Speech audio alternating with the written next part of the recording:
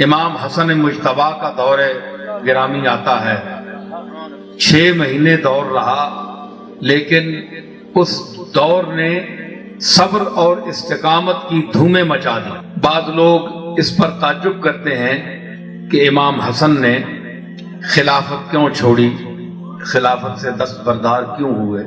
بعض لوگ اس وقت بھی تھے جو کہا کرتے تھے السلام علیکہ یا مذل المسلمین، اے مسلمانوں کو ذلیل کرنے والے تجھ پر سلام، کہ تو نے مسلمانوں کو ذلیل کر دیا، تو نے خلافت سے دستبرداری کیوں کی، اعلان کیوں کیا۔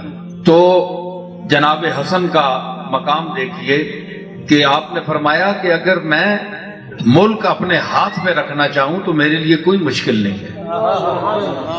صحابہ کی ایک بہت بڑی جماعت میرے ساتھ موجود ہے، میرے نانا اور میرے باپ کے نام لیوا اتنے ہیں، اتنی کثیر تعداد میں ہیں کہ اگر میں ان کو ساتھ لے کر نکلوں تو مد مقابل کا صفایا کر دوں، لیکن اس میں جو قتل و غارت ہوگی، جو لوگ مریں گے، بے گناہ لوگ جو جانیں تلف ہوگی، حسن قیامت کے دن اپنے مالک کے سامنے کیا جواب دے گا کہ ان بے گناہ مسلمانوں کو کیا تو نے اپنا اقتدار قائم رکھنے کے لیے، ہاتھ میں رکھنے کے لیے اتنے مخلوق کو تم نے ہلاک کرایا، تباہ کرا دیا، قتل کرا دیا۔ امام حسن نے فرمایا کہ جس کے قبضہ قدرت میں میری جان ہے، میں قسم اٹھا کر اس ذات کے کہتا ہوں کہ مجھے اس چیز کی حیا مانے رہی ساری عمر۔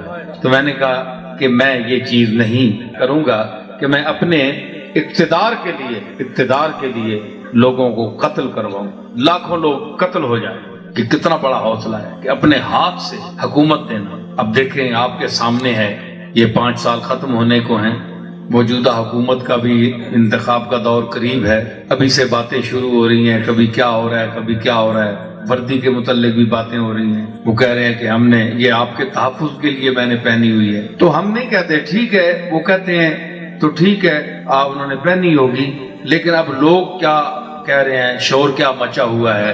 لیکن ایک شور ہے اپوزیشن میں، وہ کچھ اور کہہ رہے ہیں، برسر اقتدار حضرات اس کا جواب کچھ اور دے رہے ہیں۔ تو یہاں آپ دیکھیں امام حسن کا موقف کہ جہاں مسلمانوں میں خلفشار آ جائے، لڑائی کا امکان آ جائے، جھگڑے کا امکان آ جائے، تو فرمایا اقتدار کو چھوڑ دو۔ اقتدار اتنا نشہ ہے کہ اس کو کوئی چھوڑ نہیں سکتا، اور نشہ ویسے بھی چھوٹتا نہیں ہے، بہت مشکل سے چھوٹتا ہے۔ کوئی بھی نشہ ہو تو بڑی مشکل سے چھوٹتا ہے، تو دولت کا نشہ، اقتدار کا نشہ اور کسی قسم کا نشہ بھی ہو، اس کا ٹوٹنا بڑا مشکل ہے۔ تو آپ دیکھیں کہ امام حسن کا مقام کیا ہے۔ چنانچہ مجھے ایک بات یاد آ گئی، میں آپ کو سنا دوں، شاید بہت کم آپ نے سنی ہو۔ تو اس میں امام حسن دونوں بھائی ہر سال شام جایا کرتے تھے، چونکہ آپ نے دستبرداری کر دی تھی، تو وہ اب امیر المومنین جو ہو گئے اور امارت کا دور شروع ہو گیا، خلافت تو ختم ہو گئی، امارت کا دور شروع ہو گیا، امیر ہو گئے، تو آپ حضرت امیر معاویہ کے پاس وہاں جایا کرتے تھے انتظام دیکھنے کہ کیا ملک کیسا چل رہا ہے۔ تو خیر وہ آپ کی خدمت میں، دونوں بھائیوں کی خدمت میں پیش کیا کرتے تھے لاکھوں روپے۔ تو ایک دفعہ یہ 2 حضرات گئے تو حضرت امیر معاویہ نے 2 لاکھ روپیہ پیش کیا کہ آپ تشریف لائے ہیں۔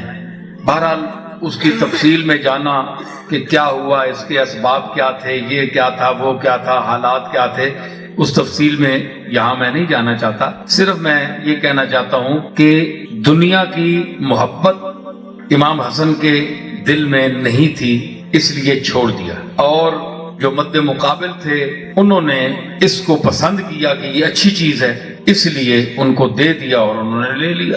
اسی بات پر تو وہ آمادہ پیکار تھے، لڑائی پر تیار تھے۔ تو جس کو بڑی آسانی سے امام حسن نے چھوڑ دیا، اس کو چھوڑنا ان کے لیے مشکل تھا۔ تو اس لیے وہاں جب آپ تشریف لے گئے تو انہوں نے پیش کیا، تو امیر معاویہ نے امام حسن سے عرض کی ایک جملہ، بہرحال ان کا ایک اپنا انداز تھا، چونکہ ہم عصر بھی تھے، عمر میں بڑے بھی تھے، تو وہ کہنے لگے کہ آج تک میں نے اتنے پیسے کسی کو نہیں دیے جتنے میں آپ کو دے رہا ہوں۔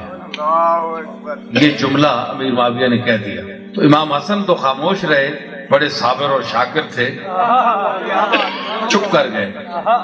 لیکن چھوٹے بھائی امام حسین، بھائی حسین تو ویسے بھی میدان کا آدمی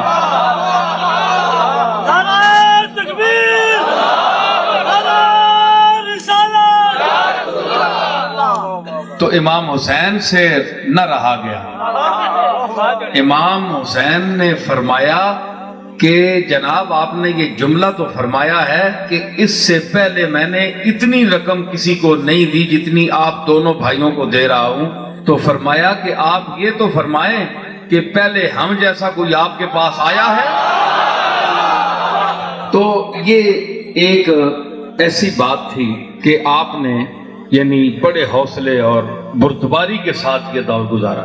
امام حسین نے تو حد کر دی، میدان میں نکل آئے، علی کی یاد تازہ ہو گئی، اور اقتدار کے لیے نہیں آئے، اقتدار کے لیے آتے جس طرح کہ آج کل کچھ ایسے لوگ ہیں جو امام حسین کے لیے یہ لفظ کہتے ہیں، لکھا ہے انہوں نے کہ یہ اقتدار کی ہوس میں گئے تھے تو قتل ہو گئے۔ بے وقوفو، نہ سمجھو، تمہیں شرم آنی چاہیے، نواسہ رسول کے متعلق یہ لفظ کہنے میں تمہیں شرم نہیں آتی؟ تم آج بھی اگر کہیں کسی کے مقابلے میں نکلو تو تمہاری تو حیثیت ہی کوئی نہیں ہے، نہ تمہارا نانا محمد مصطفیٰ ہے، نہ تمہاری ماں فاطمہ الزہرا ہے، نہ تمہارا باپ علی شیر خدا ہے، نہ تمہارا بھائی حسن مجتبیٰ ہے،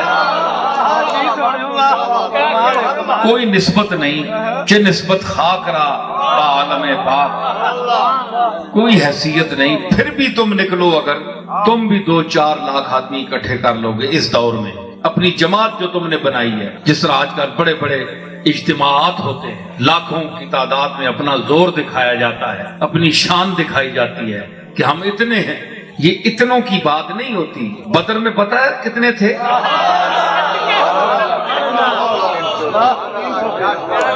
جن کے ساتھ نبی ہو، جن کے ساتھ نبی ہو وہ 313 ہزاروں پر حاوی ہوتے، یہ آپ کے سامنے ہے۔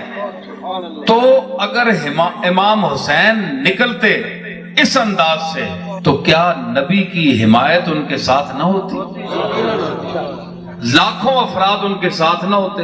حج کا مہینہ وہاں گزار کر اگر وہ نکلتے، حجاج کو ساتھ لیتے، اور جس کا چہرہ دیکھ کر رسول اللہ کی یاد تازہ ہو جائے، شبیہ رسول، تو اس کے ساتھ کون اپنی جان نہ دیتا؟ سوچو، اگر یہ بات ہوتی تو اپنے بچے کیوں لے کر جاتے؟ جو لڑنے مرنے کے لیے جاتے ہیں وہ بچے لے کر جاتے ہیں ساتھ، بیوی بچے لے کر جاتے ہیں، لڑکیاں لے کر جاتے ہیں ساتھ۔ شرم آنی چاہیے۔ بڑے افسوس کی بات ہے کہ پڑھے لکھے تعلیم یافتہ، میں تو تعلیم یافتہ جاہل ہی کہوں گا، ایک اس سے تو وہ جاہل اچھا ہے جو ان پڑھ ہے لیکن اس کو پتہ ہے کہ حسین اگر میدان میں گیا تھا تو اپنے نانا کے دین کے احیاء کے لیے گیا تھا، اقتدار حاصل کرنے کے لیے قتل نہیں کیا تھا۔ اس سے تو وہ جاہل بہتر۔ یہ صبر آزما، مراحل گزارے، لیکن ثم استقاموا، ڈٹے رہے، پائے ثبات میں تزلزل نہیں آیا۔